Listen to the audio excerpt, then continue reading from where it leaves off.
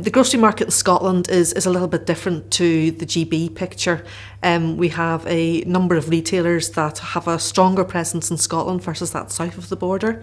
We've also seen the importance of the convenience and independent sector in Scotland still remain important.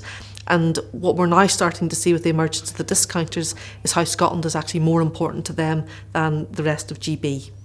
Another important dynamic of the Scottish retail landscape is actually the high street. Whilst it also serves big city communities, it's also very important in serving local and rural communities.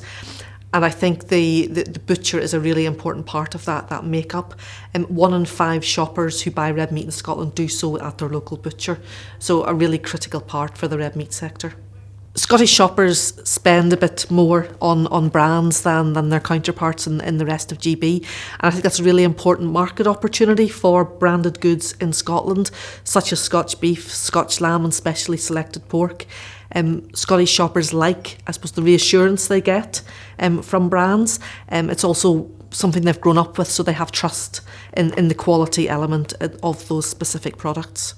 It's a really interesting market that we're all operating in at the moment.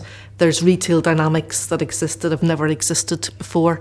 I think red meat producers, processors need to think about what is the opportunity, how do you quantify the opportunity, and tally that up with who's the shopper to actually then go and talk to retailers about what the market opportunity might be, both here in Scotland but actually in the rest of GB as well. It's a key category. There's lots of shoppers buying into it.